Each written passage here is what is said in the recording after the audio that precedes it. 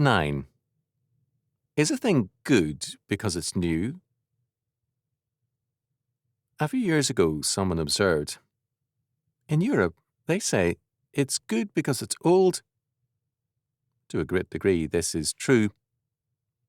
In fashion, the key is not what is most becoming to us, but what is new and current in the world of styles. We waddle around in baggy pants or skin-tight pants, in long dresses or miniskirts, depending on what is new and therefore stylish. In fact, we have equated the stylish with the new and the faddish, and not with good taste. The basic motivation in being current with the world of styles is a follow-the-sheep mentality.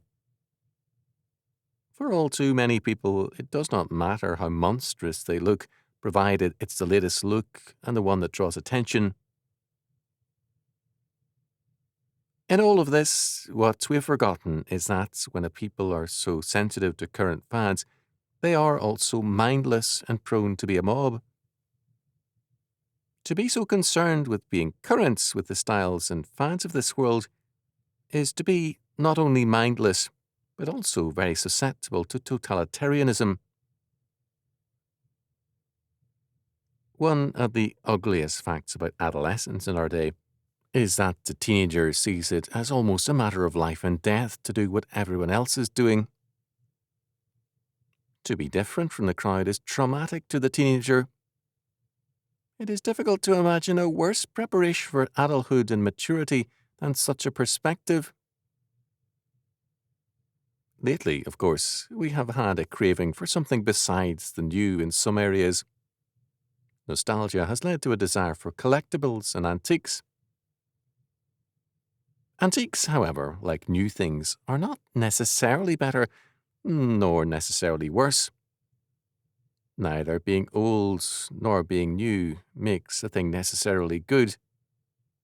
In fact, nothing would be a more heartening sign of maturity than an emphasis on what is good rather than old or new. Quality, not age nor youth, counts, and quality should be our concern in people and things. I find it distressing to hear people hark back to the past as though only then were things good. The good old days were often far from good. It is equally unpleasant to hear others talk as though everything good came into the world only yesterday or this morning. It is not time, age, or youth that gives quality to anything or anyone, but character itself. Long ago, the prophet Zephaniah said, "Seek righteousness or justice," Zephaniah 2:3, and Solomon declared, "The heart of him that hath understanding seeketh knowledge," Proverbs 15:14. Their words stand forever true.